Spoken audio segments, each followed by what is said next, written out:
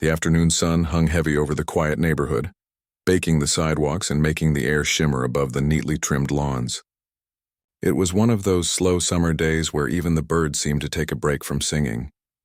In the middle of it all, a 17-year-old boy walked with easy confidence down the sidewalk, a soccer ball tucked under his arm. He wasn't in a hurry. He'd just finished helping his grandmother prune her rose bushes, the same roses she'd been tending since before he was born, and now he was heading back to his house next door. He lived with his mom during the school year in the city, but summers were always spent here, in this old brick house with wide porches and creaky floorboards that held decades of family stories. His grandmother liked the company and he liked the peace. Unlike the busy streets downtown, this place felt like time moved slower. Trees lined both sides of the road, casting long shadows, and every house looked like it belonged in a magazine. Perfect paint jobs, spotless driveways, American flags hanging just so. The boy kicked the ball gently ahead of him as he walked. It bounced once, twice, then rolled off the sidewalk and into the yard of the empty house next door. That place had been for sale for months. The grass was a little too long, the mailbox slightly crooked, but otherwise it looked fine. He sighed, not annoyed, just resigned. Happened all the time. The fence between the two yards wasn't tall, barely chest-high, made of old wood that had faded to gray. He set down his water bottle, took a breath, and climbed over. He wasn't sneaking. He wasn't hiding. He just wanted his ball. He stepped onto the dry grass, the sun warm on his back. The ball had rolled near the back porch. He walked toward it, glancing around out of habit, not because he was doing anything wrong, but because he'd learned long ago that sometimes just being a black teenager in certain neighborhoods meant people watched you differently. His mom had drilled it into him. Always be polite, always keep your hands visible, always explain yourself clearly. He didn't like it, but he understood it. He bent down to pick up the ball. That's when he heard the car. It rolled up slow, tires crunching on the gravel at the end of the driveway. A patrol car. The boy straightened up immediately, ball in hand, and turned toward the sound. The window rolled down.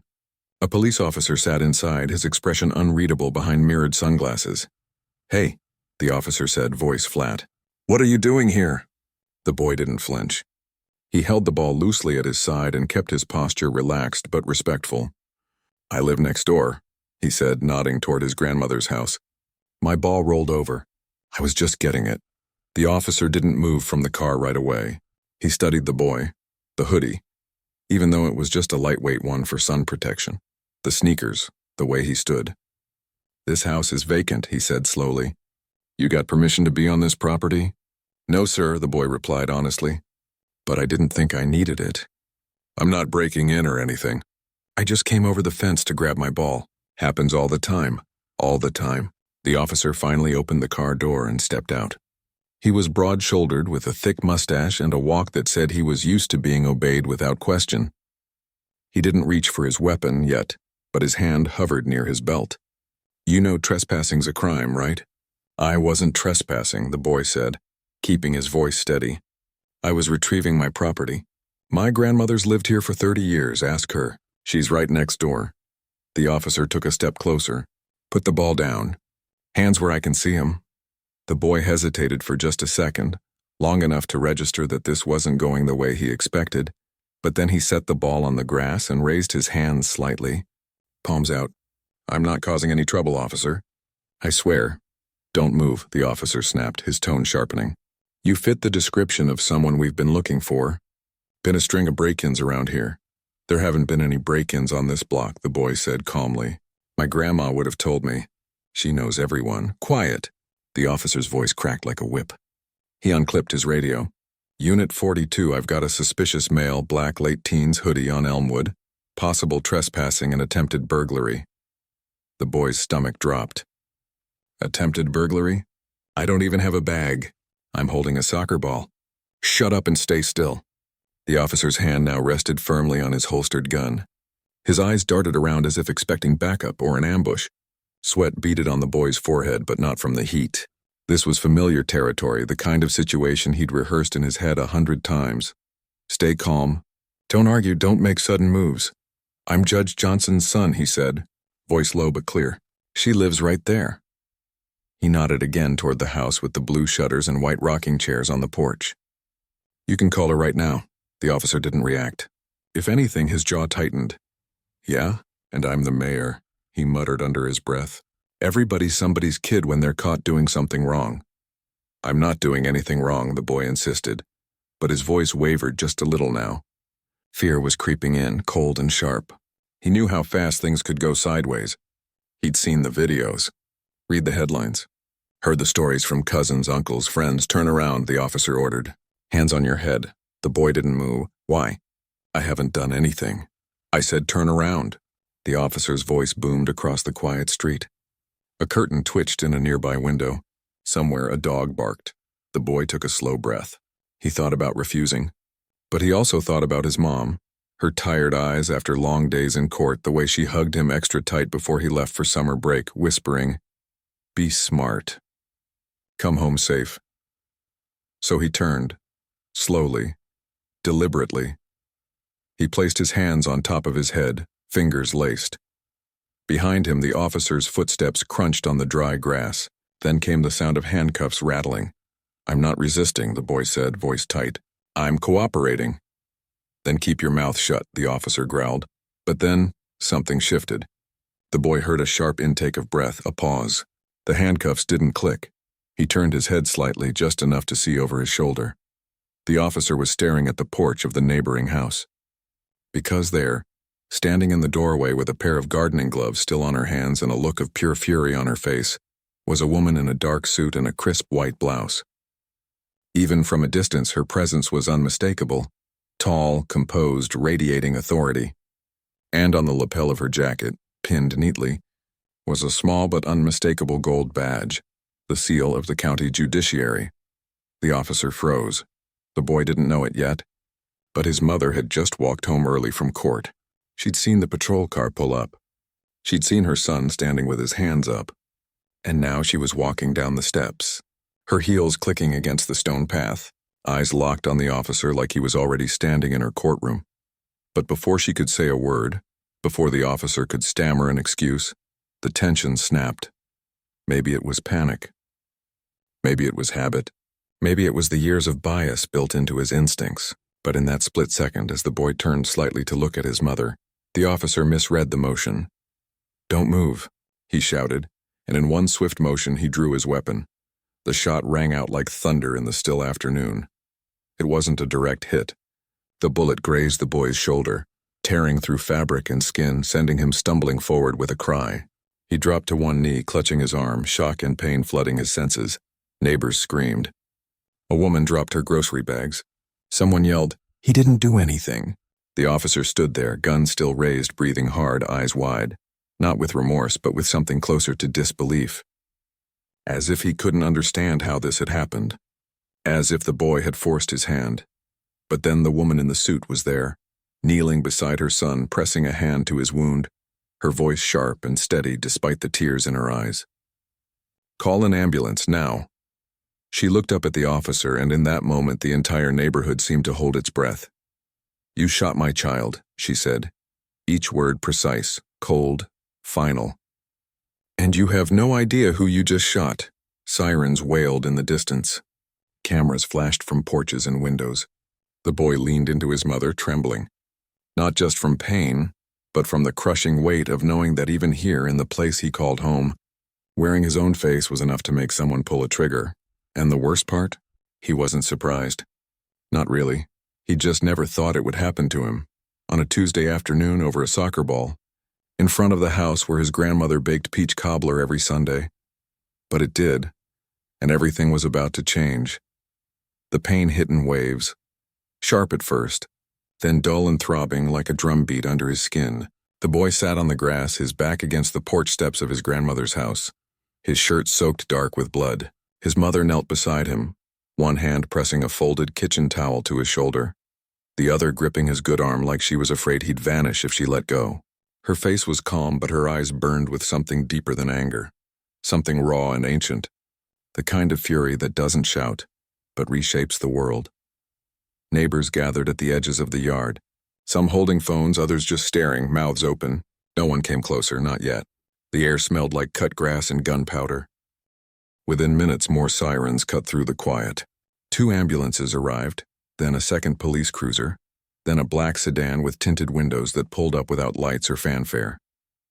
Out stepped a woman in a tailored suit, internal affairs. She moved fast, speaking into a radio, eyes scanning the scene like she was already building a case. The officer who fired the shot stood near his patrol car, still holding his weapon loosely at his side. He kept repeating, he moved, he lunged. I thought he had a weapon. But no one had seen a weapon. No one had seen him lunge.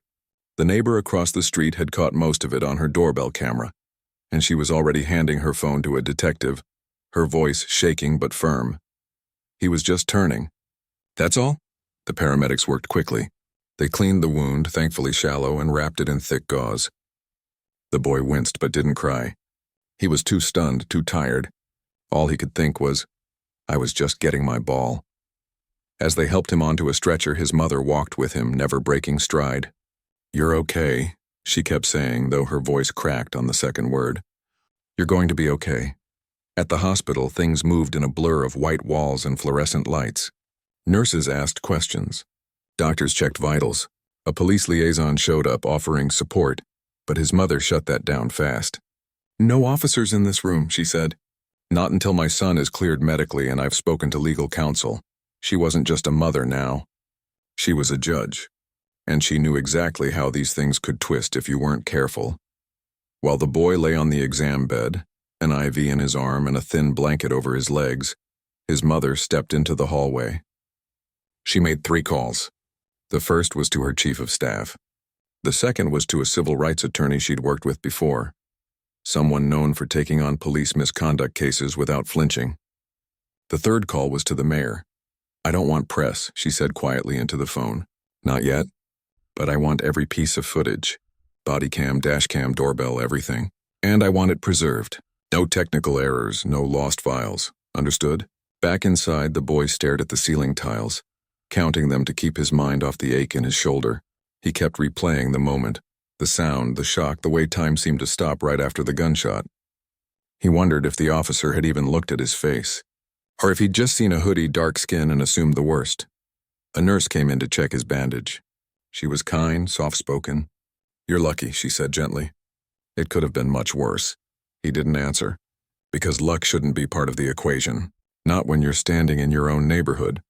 Meanwhile, downtown, things were already unraveling. News of the shooting spread faster than anyone expected.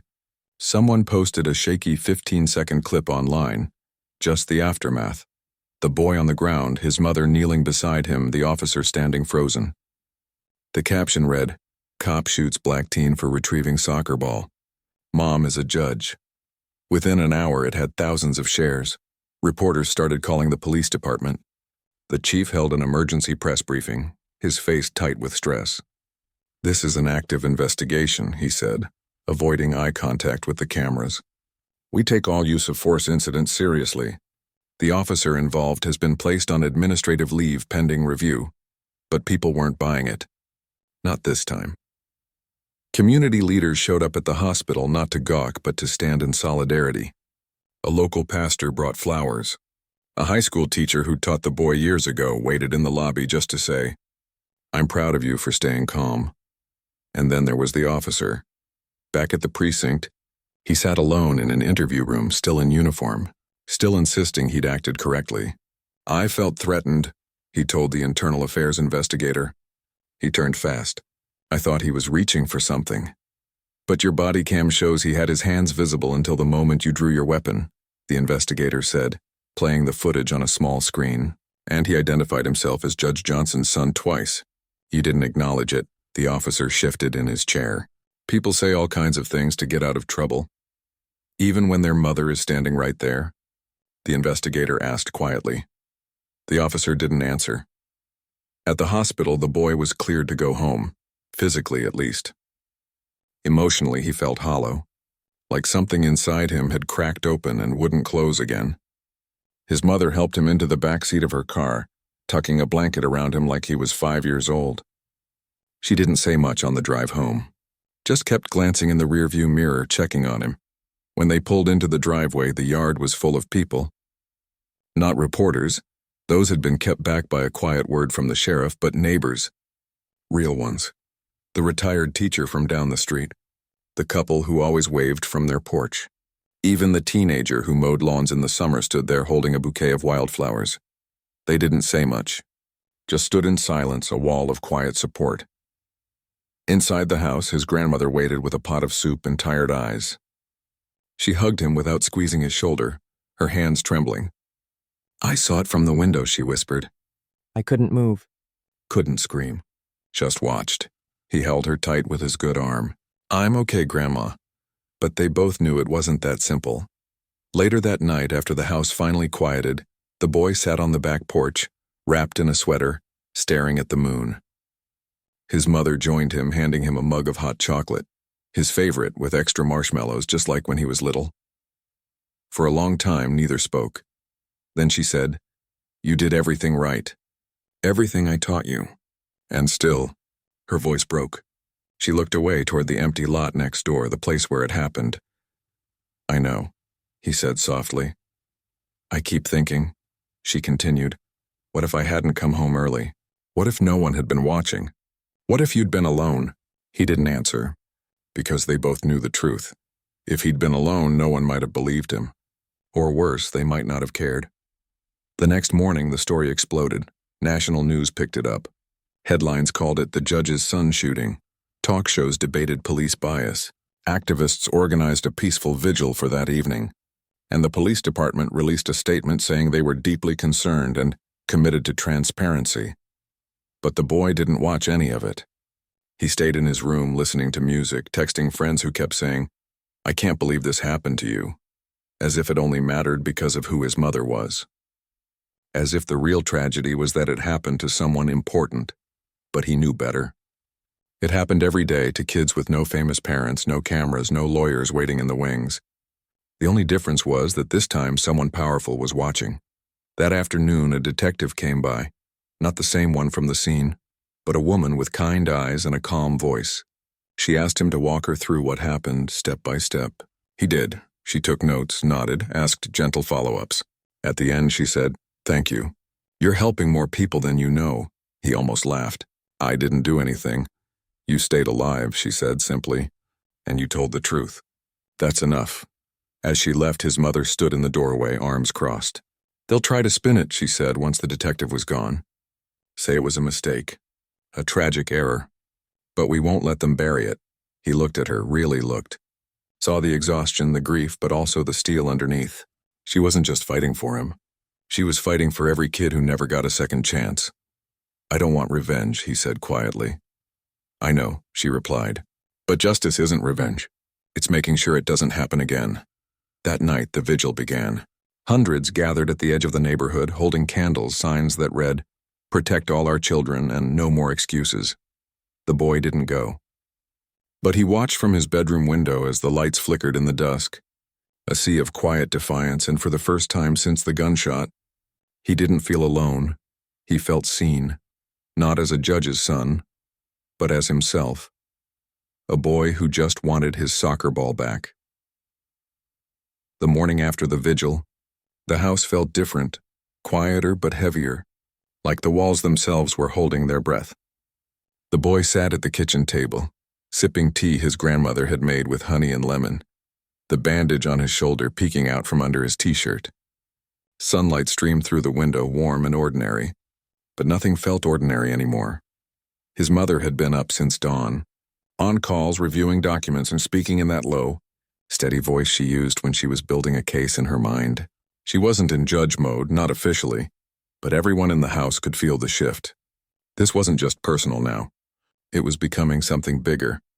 Around 10 o'clock, 2 men in suits arrived, not police, not reporters, but investigators from the state attorney's office. They carried folders, digital recorders, and a quiet intensity. They asked to speak with the boy again, this time with his mother present. They played the body cam footage from the officer's vest. It was grainy but clear enough. There he was, climbing the fence, picking up the ball, turning when called. His voice came through the speaker, calm, respectful. "I live next door. I'm Judge Johnson's son." The officer's voice followed, sharp, dismissive. "Yeah? And I'm the mayor." The boy flinched slightly at the sound of it. Hearing it back made it real in a new way, not just memory, but evidence. The investigators exchanged a look. "He never acknowledged your identity," one said. "Even when your mother appeared on the porch." "No," the boy said. "He didn't." His mother sat beside him, hands folded, face unreadable, but her knuckles were white. Later that afternoon, the police department held another press conference. This time, the chief looked tired. He announced that the officer had been suspended without pay and that criminal charges were being considered. "We are cooperating fully with state investigators," he said, avoiding the cameras. "Our department does not tolerate excessive force." But the real bombshell came not from the podium, but from a leak. Someone inside the precinct, maybe a dispatcher, maybe a rookie cop tired of the old ways, sent a copy of the officer's personnel file to a local journalist. It wasn't just one complaint. There were 7, over 10 years, all involving stops of black men and teens, all dismissed as unfounded or lack of evidence. One even mentioned the officer using racial slurs during a traffic stop, though the victim had been too scared to press charges. The story dropped online just after lunch. Within an hour, the department's phone lines were jammed. Protesters gathered outside City Hall, and the officer, now sitting at home in his living room, blinds drawn, watched his life unravel on the evening news. Back at the house, the boy's grandmother turned off the TV. "Enough," she said softly. "You don't need to see that," but he did. Because for the first time he understood, this wasn't about one bad day. It was about a pattern, a system that let someone like that stay on the force year after year, while people like him were told to be careful, stay calm, don't give them a reason. His mother came in, holding a manila envelope. She sat across from him at the table. "I got the full report from Internal Affairs," she said. "They're recommending criminal charges, aggravated assault, falsifying a police report, possibly reckless endangerment." He nodded slowly. "Will they actually charge him?" "They have to," she said. "The video is clear. The witnesses are consistent. And now the history." She paused. "But it's still not guaranteed." "You know that, right?" He did. He'd seen too many cases where the video existed, the truth was obvious, and nothing happened. So he didn't let himself hope, not fully. That evening, a knock came at the door. It was the neighbor who'd recorded the incident on her doorbell camera. She held a small photo album.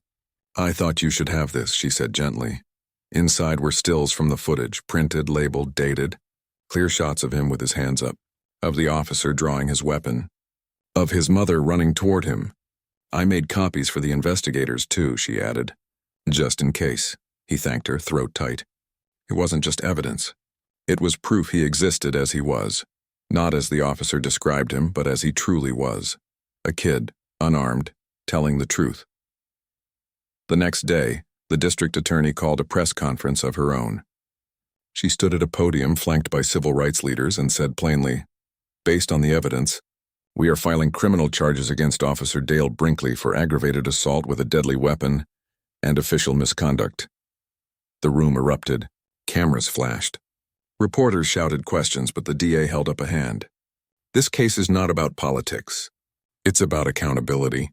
It's about the fact that no one, no matter their job, their uniform, or their badge, is above the law." At home, the boy watched the live stream on his phone. When the DA said aggravated assault, he exhaled like he'd been holding his breath for days. His mother sat beside him on the couch. "It's not over," she warned. "Trials take time. He'll have lawyers. They'll try to paint you as aggressive, as deceptive. They'll say he reasonably feared for his life." "I know," he said, "but I also know what happened." And for the first time, he believed that might be enough. Over the next week, life settled into a strange rhythm. School counselors called to check in, even though summer break wasn't over. Friends sent messages, some awkward, some heartfelt. A local youth group asked if he'd speak at their next meeting. He said yes, but only if it wasn't about him. Only if it was about what kids like him go through every day. His mother, meanwhile, made a difficult choice. She went before the Judicial Ethics Board and formally recused herself from all cases involving the city police department for the next 2 years. "I cannot serve impartially while my son is part of an active criminal case against an officer," she wrote in her statement. Some called it noble. Others whispered she was making it personal. But she didn't care.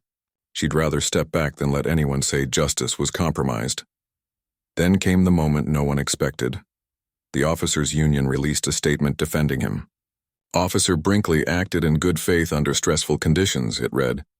He has served this community for 15 years. One mistake should not define his career. The boy read it aloud at the dinner table, voice flat. One mistake, his grandmother put down her fork. Calling it a mistake is how they get away with it. His mother nodded. They're already framing it as an error in judgment, not bias, not recklessness, just a slip. But the public wasn't buying it. Petitions circulated online demanding the officer be fired permanently.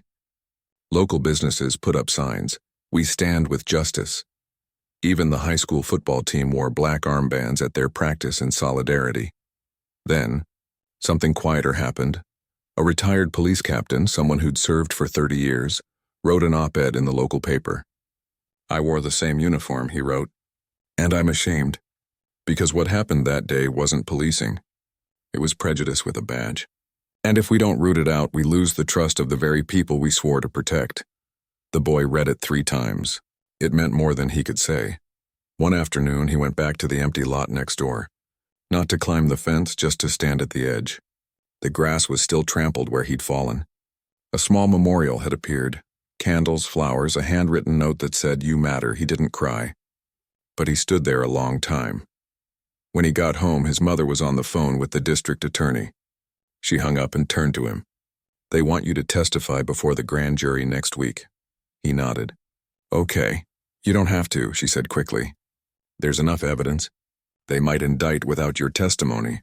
But I want to," he said. "I need to." She studied him, searching his face. Then she reached out and squeezed his good shoulder. "Then you'll do it right. We'll prep. You'll tell the truth, just like you always have." That night he couldn't sleep. He kept thinking about what he'd say. Not just the facts, what he saw, what he heard, but how it felt. The fear, the disbelief, the way his heart pounded, not because he'd done something wrong, but because he knew deep down that doing nothing wrong might not be enough. He got up and walked to his desk. He opened a notebook and started writing. I wasn't trespassing. I wasn't hiding. I wasn't reaching for anything. I was just me, and that was enough to make him pull the trigger. He stopped there. It was enough. The next morning, over breakfast, his grandmother handed him a small wooden box. Inside was his grandfather's old pocket watch, tarnished but still ticking. "He carried this through the war," she said. Said it reminded him that time keeps moving, even when you're scared. Maybe it'll help you. He tucked it into his pocket, felt its weight. Later that day, as he walked to the community center for a youth meeting, a little boy, maybe 10 years old, ran up to him. "Are you the one they shot?" he asked, eyes wide. The boy knelt down so they were eye level. "Yeah, but I'm okay now." The kid looked at his bandaged shoulder, then back at his face. "Did you do something bad?" "No," he said gently. "I didn't do anything wrong." The boy nodded slowly, like he was filing that away for later. And in that moment, the older boy realized this wasn't just about justice for himself. It was about making sure the next kid, the one with wide eyes and a soccer ball, never had to ask that question. The day of the grand jury testimony arrived with a sky so gray it felt like the whole city was holding its breath. The boy woke before sunrise, his stomach tight, not with fear exactly, but with a deep, quiet weight. He dressed carefully, clean jeans, a plain white shirt, his grandfather's pocket watch tucked in his front pocket like a secret anchor. His mother didn't say much over breakfast, just made his favorite toast with peanut butter and banana slices, the way she had when he was small and nervous about school plays or dentist appointments. "You don't have to be perfect," she finally said, pouring coffee into her mug. "Just be honest, that's all they need." He nodded, but he knew it wasn't just about the grand jury. It was about every person who'd ever been told they were too loud, too suspicious, or in the wrong place, just for existing. He carried that with him as they drove downtown, past the courthouse where his mother had spent years handing down rulings, past the police station where the officer now sat in forced silence. Inside the courthouse annex, a quieter building, less public, the atmosphere was calm but serious. No cameras, no reporters, just a hallway with soft lighting and closed doors. A victim advocate met them, a woman with kind eyes and a gentle voice who walked him through what to expect. "They'll ask you to tell your story," she said. In your own words. Take your time. If you need a break, just say so. When his turn came, he walked into the room alone. 12 citizens sat in a semicircle, faces unreadable but attentive. No uniforms, no badges, just ordinary people from the community, tasked with deciding whether this case should go to trial. He took a deep breath and began. He didn't dramatize. He didn't shout. He just told it like it happened. The sun, the ball, the fence, the officer's voice, the way his hands stayed visible, the moment he said who his mother was, and how it didn't matter. He described the pain, yes, but more than that, he described the disbelief. I kept thinking, this can't be real, not here, not to me. But it was. When he finished, there was silence. Then one juror, an older man with silver hair, asked softly, "Did you feel safe at any point during that encounter?" The boy looked down at his hands. "No," he said, "not once." Later, outside, his mother hugged him without saying a word. She didn't need to. Her eyes said everything. Pride, sorrow, resolve. 2 days later, the grand jury returned its decision. Indictment on all counts. The officer would stand trial. News spread fast. But this time the boy didn't watch the coverage. He'd done his part. Now it was up to the system, the same system his mother had spent her life believing in, even when it failed people like him. But the story wasn't ending in a courtroom. It was spilling into the streets, into schools, into living rooms. A city council member reached out, asking if he'd speak at a public hearing on police reform. At first he said no. He wasn't an activist. He wasn't a politician. He was just a kid who got shot over a soccer ball. But then he thought about the little boy who'd asked him if he'd done something bad. He thought about all the kids who wouldn't get a second chance, whose mothers weren't judges, whose neighborhoods didn't have doorbell cameras. So he said yes. The night of the hearing, the council chamber was packed. People stood in the aisles, sat on the floor, spilled out into the hallway. Cameras lined the back wall, but the boy didn't look at them. He walked to the podium in the same white shirt, his shoulder still bandaged beneath the fabric. He didn't read from notes, he just spoke. "I'm not here because I want attention," he began, voice quiet but clear. "I'm here because I got lucky. Lucky my mom came home early. Lucky someone recorded it. Lucky I lived. But most kids don't get that kind of luck."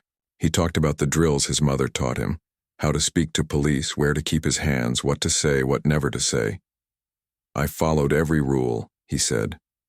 "And still, a man pointed a gun at me and pulled the trigger. If that can happen to me with everything I have, what chance do other kids have?" He didn't call for revenge. He didn't shout. He just asked for change, better training, real accountability, an end to treating black kids like suspects just for walking down the street. When he stepped down, the room didn't erupt in cheers. It fell silent. Then, slowly, people began to clap, not loudly but steadily, like a heartbeat returning to rhythm. Afterward, strangers came up to him, eyes wet, saying thank you. An elderly woman pressed a small cross into his hand. A teenager told him, "You said everything I've been too scared to say out loud." His mother waited by the door, arms crossed, but her eyes shone. "You were brave," she said simply. "I just told the truth," he replied. But they both knew truth like that could move mountains. In the weeks that followed, the city council fast-tracked a package of reforms. Mandatory de-escalation training, a civilian oversight board with real power, a ban on officers using past unsubstantiated complaints to justify stops. It wasn't everything, but it was a start. Meanwhile, the officers' defense team began building their case. They filed motions trying to get the body cam footage thrown out. They argued the shooting was objectively reasonable under stress. They even tried to suggest the boy had been acting erratically, a claim quickly shut down when the neighbor's full video was entered into evidence. But the most surprising twist came from within the police department itself. 3 officers, 2 veterans, 1 a young recruit, came forward voluntarily. They didn't have direct evidence, but they shared what they'd seen over the years. The officer making jokes about cleaning up the neighborhood, rolling his eyes during bias training. muttering under his breath during community outreach events. One admitted he'd heard the officers say, "Some of them just need to learn their place. Their statements weren't enough to convict on their own, but they painted a picture. This wasn't a good cop who made a bad split-second call. This was someone who'd been given pass after pass while his behavior grew more dangerous." The boy read their statements late one night, curled up on the couch with a blanket. He felt no joy, only a deep sadness. Not just for himself, but for all the people who'd been on the receiving end of that officer's bad days and never had a voice. His grandmother found him there. She sat beside him, silent for a long moment. Then she said, "You're carrying a lot." "I just wish it didn't have to be this way," he said. "I know," she replied, "but since it is, you're doing it with grace." The trial date was set for early fall. Until then, life tried to return to normal, but normal had changed. He went back to helping his grandmother in the garden. He started tutoring younger kids at the community center. He even kicked his soccer ball around again, though he always stayed on his own side of the fence now. One afternoon, he got a call from the district attorney's office. They wanted him to review the final witness list. As he scrolled through the names, one stood out. His mother. He froze. "She's testifying?" "No," the assistant said quickly. "She's listed as a potential witness, but the judge has already ruled her testimony inadmissible due to conflict of interest. She won't take the stand." He let out a breath he didn't know he was holding.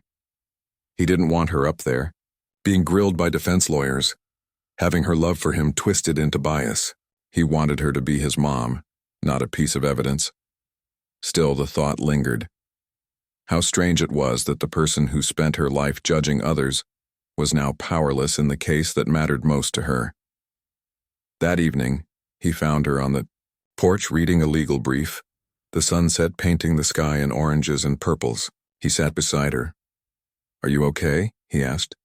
She closed the folder. "I trust the process," she said, "but I don't have to like it." He smiled faintly. "Me neither." They sat in comfortable silence for a while, watching fireflies blink on in the yard. Then he said, "Do you think it'll change anything? After the trial?" She turned to him, her expression soft but serious.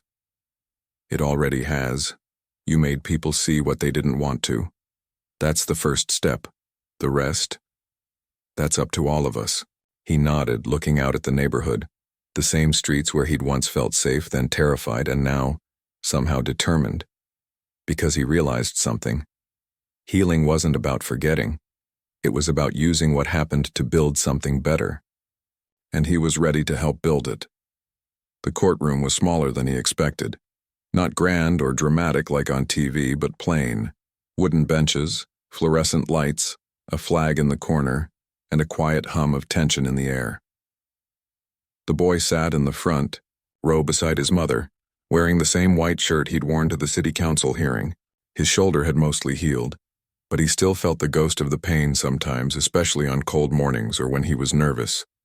Today, it tingled faintly, like a reminder. The trial lasted 10 days. Witnesses came and went. The neighbor, with the doorbell camera, played her video again, this time on a big screen for the jury to see. The paramedic described his calm demeanor even after being shot. The internal affairs investigator laid out the officer's history of complaints like pieces of a puzzle that finally made sense. And then there was the officer himself, sitting, stiffly in a suit that didn't quite fit, repeating the same story. I felt threatened. I thought he was reaching for something. But under cross-examination, cracks appeared. He couldn't explain why he never radioed that the suspect claimed to be the judge's son. He couldn't say why he didn't wait for backup when the house was clearly empty, and when the prosecutor played the audio of him muttering, "Yeah, and I'm the mayor." His face went pale. The boy didn't testify until the 8th day. By then, the jury had seen everything, the footage, the reports, the pattern. But they needed to see him. Not as a symbol, not as a headline, but as a person. He walked to the stand slowly, hands steady. He answered every question clearly, without anger, without performance. When the defense lawyer tried to suggest he'd been defiant or evasive, he simply said, I was scared. But I did what I was taught. Stay calm, speak clearly, obey commands. I just didn't expect the command to be, don't move right before the shot. The courtroom fell so quiet you could hear the clock ticking on the wall. When he stepped down, his mother squeezed his hand. No words needed. Closing arguments came 2 days later. The prosecutor didn't shout. He just laid it out. This wasn't a mistake. It was a choice. A choice made not in fear but in assumption. And assumptions like that cost lives.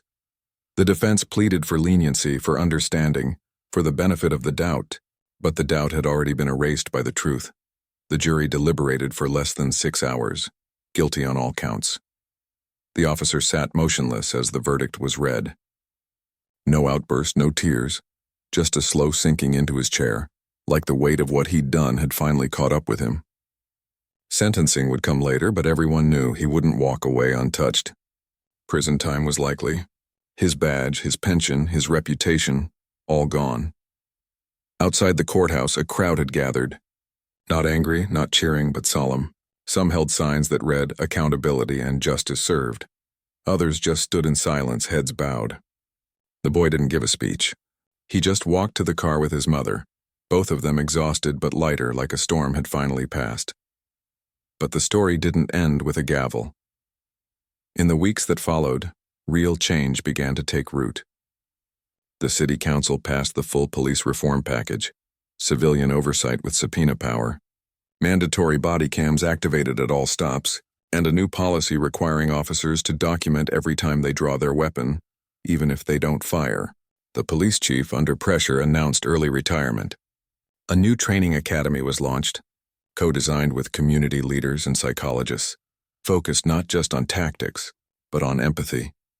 And then there was the foundation. His mother didn't wait for permission or fanfare. She used part of her savings, reached out to lawyers, educators, and activists, and quietly launched the Second Chance Initiative, named not because he needed a second chance, but because so many others never got a first. The foundation offered free legal workshops for teens, funded bias training for schools, and created a hotline for families navigating police encounters. The boy helped design the Youth Ambassador program, where high schoolers learned their rights and taught them to younger kids. He didn't do it for fame.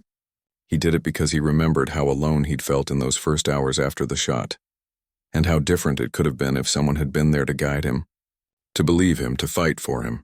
One Saturday morning, he stood in front of a group of middle schoolers at the community center. They fidgeted in their seats, some skeptical, some curious. He didn't wear a suit.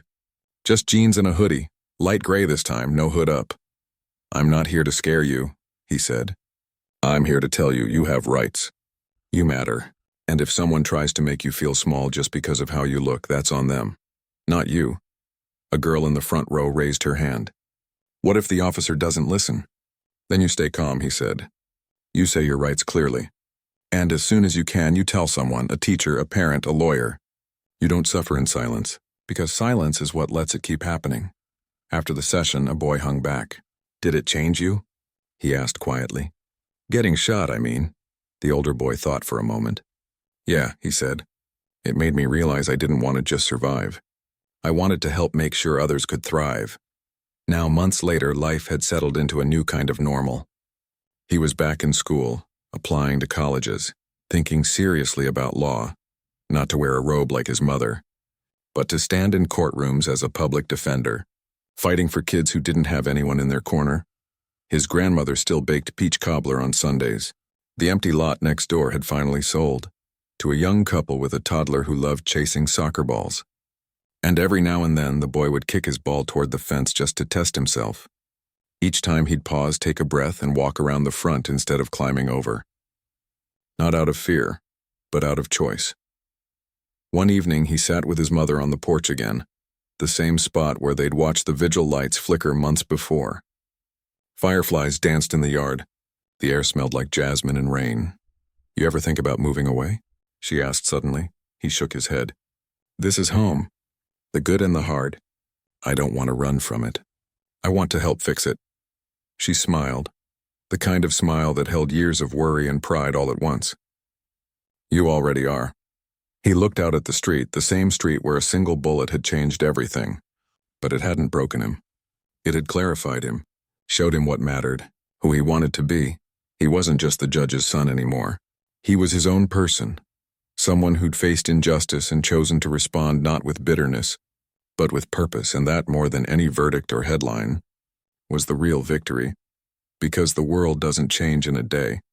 It changes one truth told, one hand reached out, one kid who decides to stand up, even when he's been knocked down. As the stars came out, he reached into his pocket and felt the cool metal of his grandfather's watch, still ticking, still moving forward, just like him. The morning sun filtered through the blinds, soft and golden, as the boy sat at his desk sorting through college acceptance letters. It had been nearly a year since the gunshot cracked the quiet of his neighborhood, and life had settled into a rhythm that felt both familiar and new. He wasn't the same kid who'd climbed over a fence for a soccer ball, but he wasn't defined by the bullet either. He was something in between, healing, growing, choosing his path with more care than most his age ever had to. His top choice was a university with a strong pre-law program and a community outreach center that partnered with local public defenders. He'd visited the campus twice, sat in on a mock trial, and even met a professor who'd once worked on police accountability cases. When he told his mother, she didn't gush or push. She just nodded and said, "You'll do good there." That was enough, but before he packed his bags for fall, there was one more thing he wanted to do.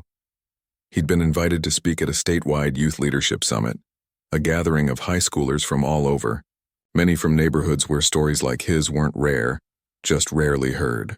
The organizers didn't want a victim. They wanted a voice. And this time, he was ready.